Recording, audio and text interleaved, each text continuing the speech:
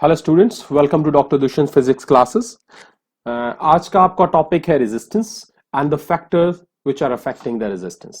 तो last lecture में हमने स्टडी किया था ओम्स लॉ और रेजिस्टेंस क्या है वो हमने स्टडी कर चुके हैं। चलिए आज का लेक्चर स्टार्ट करते हैं। लेट्स सी कि हमें क्या मिलता है यहाँ पे। सबसे पहले रेजिस्टेंस क्या था, हमने पढ़ा कि रेजिस्टेंस क्या होता है भाई। Resistance is a property. Resistance किसकी प्रॉपर्टी थी? कंडक्टर की प्रॉपर्टी थी, जिससे वो फ्लो ऑफ चार्ज को रेजिस्ट करता है। क्या रेजिस्ट करता है?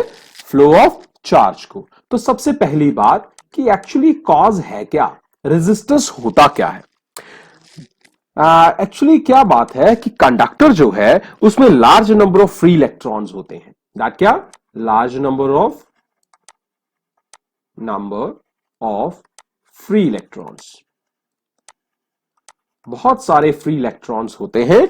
Even 10 raise to power of the order of 10 raise to power 28 in a cubic unit of a conductor, cubic metre of a conductor. और जब ये इलेक्ट्रॉन्स एक जगह से दूसरी जगह जाते हैं, ड्यूरिंग देयर मूवमेंट वो कोलाइड करते हैं एटम्स के साथ। मान लीजिए ये आपके पास एक कंडक्टर है, इस कंडक्टर में कुछ इलेक्ट्रॉन्स हैं आपके पास और कुछ आपके पास एटम्स हैं। इलेक्ट्रॉन्स भी हैं और एटम्स भी है। ये गोल जो सर्कल्स, हॉलो सर्कल्स हैं वो इलेक्ट्रॉन्स हैं, जो सॉलिड सर्कल्स हैं वो क्या है? आपके एटम्स हैं। जब इलेक्ट्रॉन को एक जगह से दूसरी जगह जाता है तो रास्ते में उसको दूसरे इलेक्ट्रॉन्स मिलते हैं, उनसे टकराता है, अपना रास्ता चेंज करता है, फिर सराउंडिंग सरफेस से टकराता है, रास्ता चेंज करता है। इस तरह से वो उसको क्या करना पड़ता है? बहुत बड़ी अपना रास्ता चेंज करना पड़ता है। इस रास्ते चेंज करने से उसका एग्जैक्ट जो रास्ता बन जाता है वो कुछ इस तरह से जिगजैग पैटर्न का बन जाता है। अब जितने ज्यादा कोलिजन्स होंगे इतना ज्यादा उसको अपोजिशन मिलेगा, इतना ज्यादा टाइम मिलेगा। तो कोलिजन एक्चुअली इलेक्ट्रॉन्स की मूवमेंट के लिए एक रेजिस्टेंस है, एक अपोजिशन है। ठीक है, for moving an electron from one point to another. और यही opposition to the flow, this opposition to the flow of electron from one point to another is known as resistance, is known as resistance. So जितने ज्यादा collisions होंगे, more the collisions, more will be the resistance, more will be the resistance. जितने ज्यादा collision इतना ज्यादा resistance हो जाएगा आपका भाई। तो ये था रीजन। तो रीजन क्या था कि इलेक्ट्रॉन्स होते हैं, चार्ज कैरियर्स जो है वो इलेक्ट्रॉन्स हैं आपके कंडक्टर में। इलेक्ट्रॉन्स का नंबर इतना ज्यादा है कि जब वो मूव करते हैं एक पॉइंट से दूसरे पॉइंट की तरफ तो उनके बीच में कोलिजन्स होते हैं। जितने ज्यादा कोलिजन होंगे इतनी ज्यादा अपोजिशन होगी, मूवमेंट इतनी कम होगी। और यही मूवमेंट जो है यही किसका कारण है? यही कारण है भाई आपके रेजिस्टेंस का। चलिए अब कौन से फैक्टर्स हैं, factors on which resistance depends, on which resistance जो है वो डिपेंड करता है, जिसके ऊपर रेजिस्टेंस डिपेंड करता है। कौन से ऐसे फैक्टर्स हैं जिनके ऊपर रेजिस्टेंस डिपेंड करता है? तो भाई सबसे पहला फैक्टर जो है वो है कंडक्टर की लेंथ। क्या है? कंडक्टर की लेंथ। मान लीजिए L है तो जितनी कंडक्टर की लेंथ होगी, अगर लेंथ ज्यादा होगी रेजिस्टेंस ज्यादा, लेंथ कम रेजिस्टेंस कम, तो आपका जो रेजिस्टेंस R है that is directly dependent upon the length of the conductor. Number 2, area of cross section. Area of cross section. अब एरिया ऑफ क्रॉस सेक्शन अगर ए लूं में तो उस पर कैसे डिपेंडेंट है भाई? अगर ये आपके पास कंडक्टिंग वायर है तो ये जो फ्रंट वाला एरिया है, ये वाला एरिया, इसे कहते हैं एरिया ऑफ क्रॉस सेक्शन। इसकी वैल्यू है जितना बड़ा होगा ये एरिया इतना रेजिस्टेंस कम होगा। तो इसका मतलब है आर जो है इनवर्सली प्रोपोर्शनल टू एरिया है, डायरेक्टली प्रोपोर्शनल टू लेंथ है और इनवर्सली प्रोपोर्शनल टू क्या है भाई? एरिया। तो लेंथ जितनी ज्यादा रेजिस्टेंस इतना ज्यादा, एरिया जितना ज्यादा इतना आपका क्रॉस सेक्शन, जितना ज्यादा इतना आपका रेजिस्टेंस कम। अब तीसरा फैक्टर क्या है आपके पास? तीसरा फैक्टर क्या है आपके पास? तीसरा फैक्टर आपको यह बताता है कि टाइप जो है, जो क्या है आपका टाइप ऑफ मटेरियल, या जिसे हम नेचर ऑफ मटेरियल कहते हैं। सो नेचर ऑफ मटेरियल कैसा है?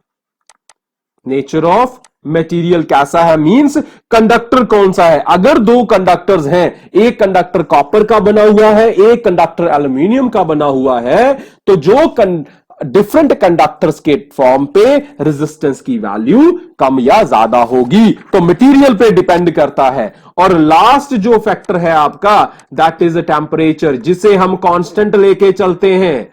तो टेम्परेचर चेंज तो resistance change, depending upon the material, कि कंडक्टर है, इंसुलेटर है, टेम्परेचर पे उसकी डिपेंडेंस होती है।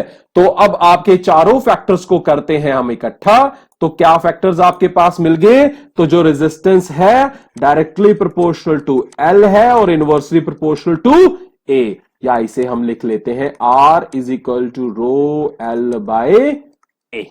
रो क्या है? रो है यहां पे क्या है? प्रोपोर्शनलिटी कांस्टेंट, और इसका नाम क्या है? रेजिस्टिविटी। इसका नाम क्या है? रेजिस्टिविटी या स्पेसिफिक रेजिस्टेंस। Specific resistance. और भाई यही वो फैक्टर हैं, ये रो जो है ये दो चीजों पे डिपेंड करती है, टेम्परेचर और नेचर ऑफ मटेरियल। ये रो जो है इसे रो कहते हैं, this one is known as rho. ये रो जो है भाई ये कभी भी लेंथ और एरिया पे डिपेंड नहीं करती, ये सिर्फ किस पे करती है? ये सिर्फ करती है टाइप ऑफ मटेरियल पे और रेजिस्टेंस पे। हालांकि अगर देखा जाए तो यहां से मुझे rho is equal to R A by L का रिलेशन मिल जाएगा, but this is not the fact, this is not the fact. ऐसा होता नहीं है, सिर्फ डिपेंड करती है, ये सिर्फ मैथमेटिकल वैल्यू है, बट ये डिपेंड करती है सिर्फ मटेरियल कौन सा है और मटेरियल के साथ साथ टेम्परेचर कितना है, इन दो चीजों पे डिपेंड करती है। So these are the four factors on which this depends, and depending upon the resistance and resistivity, the conductors they are now divided into different forms, different types, and those types are number one conductor, ये आपके next lectures में हम explain करेंगे। Number two insulators, insulators conductor जिसमें resistance होता ही नहीं है, insulator जिसमें बहुत ज्यादा रेजिस्टेंस होता है, और थर्ड वन द सेमीकंडक्टर्स जिनमें रेजिस्टेंस जो है वो इन दोनों के बीच का होता है। और फोर्थ भी आ चुके हैं अब, they are the super conductors. Super conductors में रेजिस्टेंस हमेशा बिल्कुल जीरो होता है। तो ये था भाई आपका फैक्टर, ये था आपका कंसेप्ट रेजिस्टेंस और रेजिस्टेंस की डिपेंडेंस का। चलिए प्लीज शेयर कीजिए, अगर कोई डाउट है तो मुझे यहां पे मेल कर दीजिए, मेल आपकी स्क्रीन पे है। वेबसाइट विजिट कीजिए, दूसरे लेक्चर्स को भी चेक कीजिए, बट सब्सक्राइब करना ना भूलिए। आपके सामने रेड कलर का आइकन स्क्रीन पे है, उस स्क्रीन पे क्लिक कीजिए और सब्सक्राइब कीजिए इस channel. Thank you very much, have a wonderful time and enjoy Dr. Dushyant's physics classes. Thank you.